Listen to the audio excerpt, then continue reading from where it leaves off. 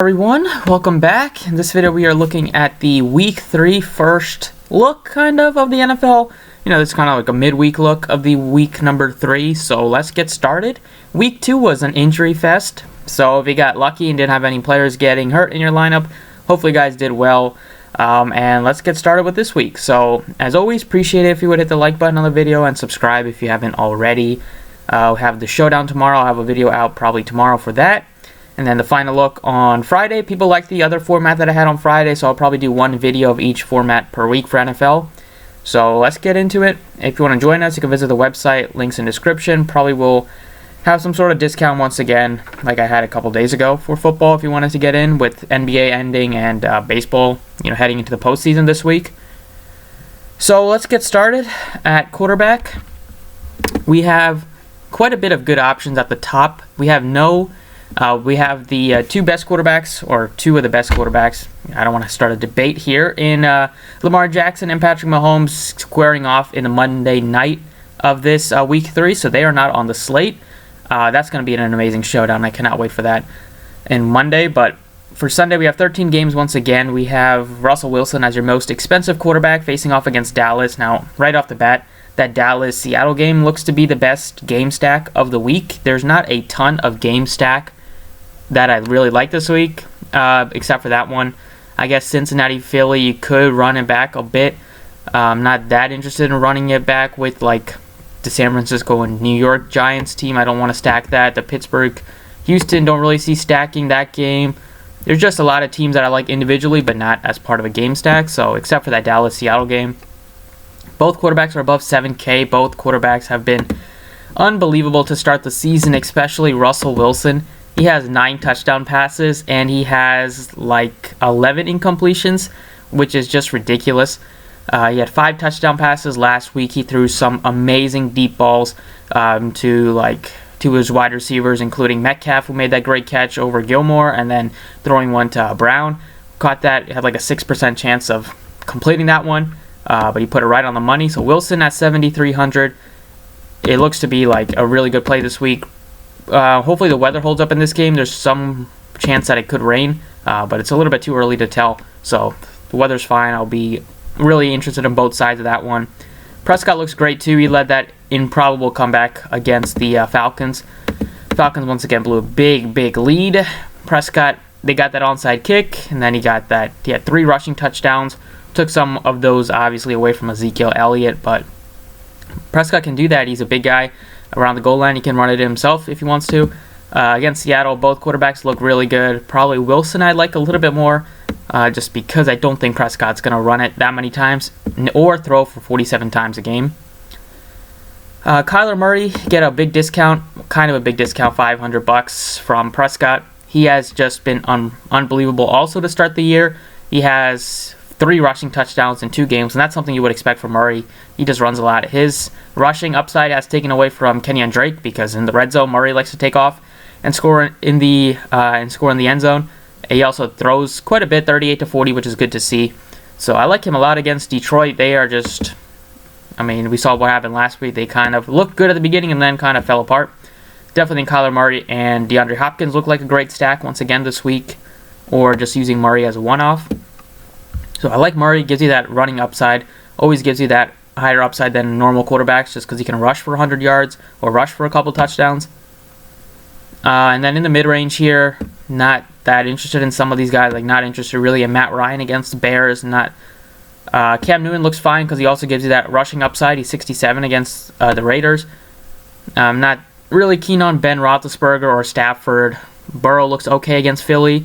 Tom looks all right. I'm not that interested in Brady right now, just because I don't think he gives you as much upside as some of the other quarterbacks do on the slate. We're getting multiple guys that give you 30-plus point upside. I don't really see Brady hitting 30 points very often this year. And then Justin Herbert looked very good in his first start. We'll see if he gets that start again this week. If he does, that would be a bit interesting. He got into the end zone with his legs, but he looked pretty good out there for his first start against a good defense in KC, or a quality defense at least. Wentz, just not playing him. He just looks awful right now.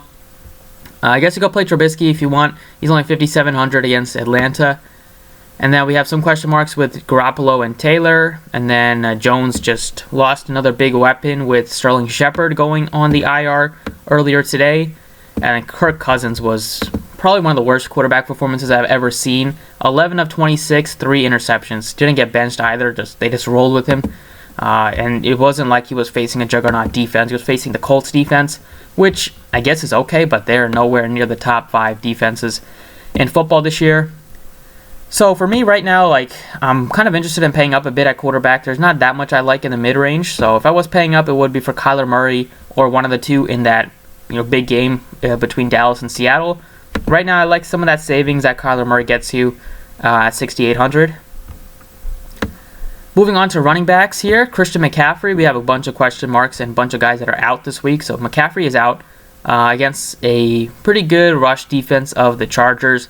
I'm not that interested in playing his backup, but just because we have some other guys that are also in good spots, and Mike Davis is 5,100, so he's not super cheap. Ezekiel Elliott looks to be a really good play. Definitely, if you want to stack that game up, he would be a big piece of your stacks. He had, once again, a big game because he's getting a lot of the volume in the receiving game. He's getting his carries on the ground. He also lost a fumble too, which probably won't happen. But if some of those touchdowns that Prescott ran and went to Elliott, he would have been the highest scoring player on the slate. Derrick Henry crushed a lot of people. I don't see many going back to him. So if you want to, you can. I won't be. Cook looks okay, but it's just tough to trust that Vikings offense after how bad Cousins looked right now, or has looked in the first 2 weeks, especially last week. Austin Eckler looks pretty good at 68. Only concern is that his backup got 23 carries, so he's not just the alpha dog. I like to get my running backs as guys I know that are going to get all the volume, at least if I'm paying up. If I'm paying down, I guess you could take a shot, but if I'm paying up, I want to get the bell cow back, a guy that's going to be out there on 3-down situations, especially in the red zone and goal line. Miles Sanders is probably my favorite guy at running back, just based on his price tag. He's $6,400. Facing off against Cincinnati, he sat out that week 1. He said he could have played if it was if they needed to win that game, but sat out. The Eagles lost again in week 2 against the Rams. Sanders looked pretty good though. He kind of did his thing. He got that early fumble, but it didn't really affect him. Got into the end zone, also got stuffed at the 1-yard line in another previous possession, so he could have had 2 rushing touchdowns. But $6,400 for Sanders is just really, really cheap. Carson looks pretty good too at his price point. He also has some competition though, so you're gonna have to hope that he can get into the end zone because he has some guys that can take some work away, but he should be looking at around 15-20 touches. I'm not that interested in Kareem Hunt, not that interested in Fournette, but I guess if I was going, you could take a shot on Drake, although it's gonna be some concern, but the price tag on Drake is just really good at $6K.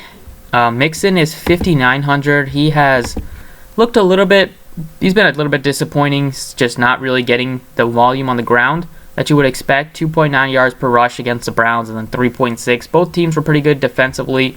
The Eagles have a decent front 7, so I guess it's going to be another tougher task for him. The Eagles haven't looked great in the first 2 weeks on the ground, but they have some guys in the front 7 in previous years. They've always been a tough team. But $5,900 for Mixon is probably as cheap as you'll get this year, so he's definitely going to be on my list of running backs to be interested in. And then probably the guy that a lot of people like is Jerick McKinnon. He is just $4,900, just really, really cheap. The 49ers are going to be missing their top 2 running backs in Coleman and Mostert. Both guys played majority of the last week and so McKinnon didn't get a lot of work, but he did get his 155-yarder to the house. He did catch or had a target. He's going to get at least 15 carries, I would say, just because they have no Coleman and no Mostert this week. So McKinnon should get around 15 carries. He can also catch passes, which is great. So definitely like him at 49. He's out of all the guys at running back that are cheap, that are going to be in backup situations, he's going to be my favorite. And then I don't really see going to anybody else. I don't really see the need to go to anybody else that's cheap at running back. So pay up, it's for Elliott for me. Sanders as at mid-range. Also like Drake a bit. Melvin Gordon a bit as well at $5,800, just because he's going to get a lot of the looks and a lot of the touches with just how banged up the Broncos are. And probably have some interest in Some interest in, I don't know if I mentioned Drake, but Drake looks okay. All right, moving on to wide receiver. This position is, I think running back looks like a lot deeper this week than wide receiver. There's just a few that really, or a handful that jump off, and then a couple that you're going to take some shots on that are in decent spots. At the top, it's DeAndre Hopkins is the number one guy to pay up for on this slate. He's 7,900. Julio's dealing with a hamstring, supposedly. He looked really bad last week. Dropped that touchdown pass that Russell Gage dropped right into his hands as a trick play. So that sucked. That would have helped him a lot. Only had 4 fantasy points. I'm not playing Julio this week when I have Hopkins up there. Definitely going to do a Hopkins-Murray stack. Then you have Thielen, who had 3 catches on that first drive, I believe, and then he didn't have any catches the rest of the game as Cousins just laid a big fat egg. 69 against Tennessee. I am not trusting the Vikings offense this week. I like some other guys that are cheaper. You have Evans, cheaper. Godwin, cheaper. You have Amari Cooper in that shootout, cheaper. You have DK Metcalf, cheap. OBJ is cheap. So a lot of the guys in the 6K range I really like at wide receiver. It looks like Kenny Golladay will probably make his return this week, so that's a good sign for them. AJ Green, 13 targets, 3 catches last week. He's only 6K, so I will be interested in him. And you have Terry McLaurin at 59. Definitely has upside against a Browns defense. CeeDee Lamb. Don't expect Prescott to throw 450 yards every game. So, you saw big games from CeeDee Lamb. Saw a good game from Gallup and Cooper. Usually 2 of those 3 are going to have a good game, or usually 1 of the 3. That normally is going to be Cooper. And then for value here, we have some guys that I like. Darius Slayton, now that Shepard is on the IR, looks pretty good at 4,900. You also have Golden Tate, who's super inexpensive at 4,500. Going to be like one of the go-to guys for Jones right now. And that's kind of it. For the really cheap running wide receivers, you have Harry if you wanted to shake a shot. But, going with the value that we have at running back, I don't see the need to go super cheap at wide receiver. But the one guy that I really like is Metcalf. 6,500. Just looked amazing. Again, last week got that big 54-yarder. He is probably going to get around 6 to 10 targets a game going forward. It's a really good spot against Dallas. We saw how bad they got carved up. Even though they ended up losing the game, Matt Ryan did carve them up for the first 3 quarters. Metcalf, 65, looks really good. Hopkins, like I mentioned, if you wanted to pay up, for him if you wanted to. And then I don't know if that many people will take a shot on AJ Green, but I will probably go back to him. He just had 22 targets in 2 weeks. Normally for that kind of volume, you're going to get like a much higher price tag. It's not against a very good defense. In Philly, they give up 37, I think, points to the Rams. They lost week 1 to the Redskins, giving up some big plays to like McLaurin near the end of the game. So AJ Green looks fine. If you look at some of the advanced stats here, like the red zone targets, he's getting those targets. He's currently, tied for 12th with targets with 4 red zone targets. The touchdown that he has here, he doesn't have a touchdown officially on his scorecard, but he did get into the end zone in week 1, and then he got called back due to penalties, and this includes penalties, so that's why you see that. But he's getting those red zone looks. He is just really cheap at 6K. The snaps for him, they've been around like 60-something%. See that if that improves going forward, goes up going forward. And last week, if you watched that game, they took a shot to him deep in that first snap, and then he looked to be a little bit shaken up. He kind of sat out for some plays. Maybe that had an effect on him, but I think normally as the season progresses, you're going to be careful with him the first couple weeks just because no preseason and guy that missed all of last season. But going forward, I think he is going to be a big piece of their offense, and there's just nobody on Philly that can stop him. So really like AJ Green. And then for my other guy that I like is going to be probably Golden Tate, who is just 4,500. Normally don't like to play a bunch of like Giants players, but it's a decent matchup against the 49ers in terms of the passing game. They are really banged up right now. No Barkley, no Shepard, so there's going to be looks to go around. Tate's going to be out there. If you look at his snap counts for the Giants, he sat out that first game, but he's still going to be, the guy for them in the slot. And last week, he ended up playing, about 62% of the snaps. You saw Slayton play a big portion of 89%. Slayton has some big play upside, but Tate's also a go-to guy that is sure-handed. So 4,500 for him looks like a really good price tag. And then at tight ends this week, you have Higbee coming off of a 3-touchdown performance, looked amazing. Darren Waller got peppered with targets by Derek Carr. You could go to him if you want. And if you want to go cheap, you have Dalton Schultz, gonna probably maybe play a big role in the offense going forward. With Jarwin out for the season, he had 10 targets, which is really good to see. He's pretty affordable, so definitely don't mind going to him against Seattle, which should be another shootout. And then you have Jordan Reed if Kittle happens to miss another week. You have Mo Alley Cox if Doyle happens to miss another week. And then we have Thomas, who is 3,700. He has 17 targets through 2 weeks, only 8 catches. But he's getting the looks. I think he led the tight ends in routes run last week, so he's going to get the looks and going to get the volume. And then defenses this week, we have the Jets as the cheapest defense against the Colts. Not super interested. Maybe if you wanted to take a shot, because Phillip Rivers does like to take some chances and throw some interceptions, you could go to them if you needed a punt defense. But I feel pretty comfortable about paying like around mid-range at price tag. I normally don't go all the way up at defense this week. If I was paying out for a defense, it probably would be the Buccaneers against Driscoll. You could see them go off. I also like the Cardinals a lot against Stafford at 3,300. They have a lot of guys that can put pressure on the quarterback. And the Lions offense, they are getting a boost this week, but I'm just not in love with them, especially with the running game. So those two I like a lot. You have the 49ers also 3,500 against a really banged up Giants team. If you wanted to go with them. And then maybe take a shot on the Washington football team against Cleveland with Baker. Also throw some picks. And then the Bears are cheap too, although they're facing good offense. But Bears have really good defensive players. So under 3K for them also looks decent. So yeah, that's it for the DraftKings side. I will touch on FanDuel, but this is kind of just all these guys that I mentioned are the same ones I like on FanDuel. But I know you guys like to look at the pricing over there too, so I'll go ahead and touch on it. Alright, so starting off at quarterback, no surprise, you have Wilson, Prescott, and Murray leading the way. Murray is a bit more expensive on FanDuel, so if you wanted to take a shot on Wilson or Prescott, I think it's a little bit easier to do that. Then we have Watson at 8K. Definitely like the top three a little bit more. The Pittsburgh defense is pretty good. They can get pressure on the quarterback, and it's not like Watson has a world-class offensive line.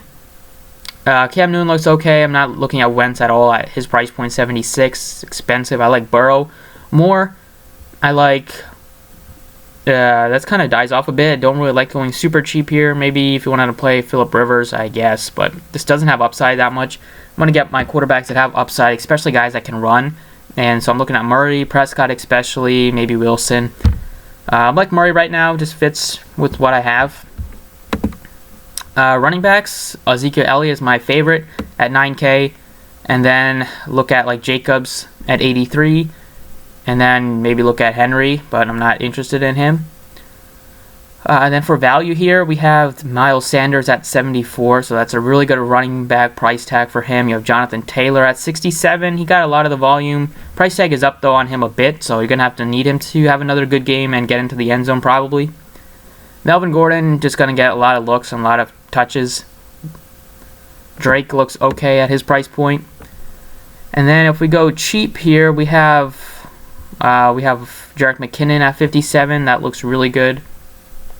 I'm not interested at all in Deion Lewis.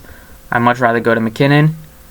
And then it kind of dies. So right now, running back, I have Miles Sanders just because I like the spot a lot against Cincinnati. If you look at the fantasy points given up in the first 2 weeks to running backs, it has been the Bengals getting carved up on the ground, so definitely see Miles Sanders having a really good week on the ground this week.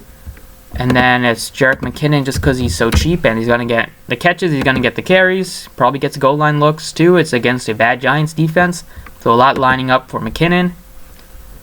And then wide receivers, you have Ridley more expensive than Julio, so it just kind of shows how people feel about Julio right now. I still like Hopkins as the most expensive guy. Most favorite wide receiver to pay up for. And then we have Amari Cooper at a really good price tag at 7K, but FanDuel, you get a pretty good price point on DK Metcalf. That's just going to gobble that up very quickly at 6,500. Just feel like he's going to have a big game, probably get multiple red zone looks if this game does shoot out like I expect.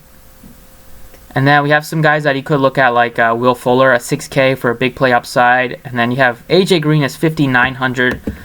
That's as cheap as we're probably going to get for AJ Green. If he has one of his big weeks this week, the price tag is going to rise on him really quickly. So I might as well just try to take a shot and hope that he has a good week. He's going to get looks, even though he might only play like 70% of the snaps, 60-something% of the snaps. When he's out there, Burrow likes to look his way. So far, Green had a couple of drops last week, a couple of spots that definitely could have caught some of those passes instead of just catching 3 of 13 targets. But maybe that keeps his ownership down because he had another bad week. But definitely see him getting back on track this week against Philly. Going to get the red zone looks like he always does. You could look at maybe CeeDee Lamb at his price point if you want. And then with Sterling Shepard on the IR, you have Golden Tate at 5,400. So you could go to him if you want, or you could take a shot on Darius Slayton, who is just 5,500. So maybe Slayton looks a little bit better than Tate on FanDuel. And then tight ends here, probably look at the same guys that I mentioned, like Higbee, if you want to pay up. Higbee, depending on the Kittle news for Reed, depending on the Doyle news for Mo Alley Cox. Thomas looks okay, and then Schultz looks pretty good too. I like Schultz a little bit more at the same price point. On Draftkings, maybe Thomas looks a little bit better because he's cheaper, but on FanDuel, if they're both the same price tag, I would rather take Dalton Schultz in a shootout. And that's kind of it for me this week. Defenses. Okay, on FanDuel, I'll touch on my defenses because there are a couple that really jump off the page. So you scroll all the way down, you have the Lions as the cheapest defense. Not interested in them. Not interested really in the Falcons defense. They're awful. Don't like the Bengals that much at all. Don't like the Raiders. Can cross out the Panthers defense. Don't want to play the Vikings defense. So we kind of can eliminate some. And then right here in this range, there's a couple that look really good. The Tampa Bay Bucks at 3,800 against Denver, against Driscoll. They look great. The Jets are 3,800 on FanDuel and 2K on DraftKings. So if you wanted to play the Jets defense, do that on DraftKings. And then we have the Cardinals against Stafford at 3,700. So those two defenses I would like a lot if I'm just going down. And then if you wanted to pay all the way up, if you wanted to, probably would look at like the 49ers defense if you wanted to at 4,600, although I do like Tate on DraftKings at his price point. Maybe the Chargers if you wanted to go all the way up. But I kind of like staying below 4K, and if I do, it's those defenses that I mentioned. So that does it for this video, about a 23-minute video. Hopefully you guys enjoyed it. Thank you for watching. You can leave some feedback in the comments below. You can leave a like before you head out, and best of luck this week, and I'll see you all probably tomorrow.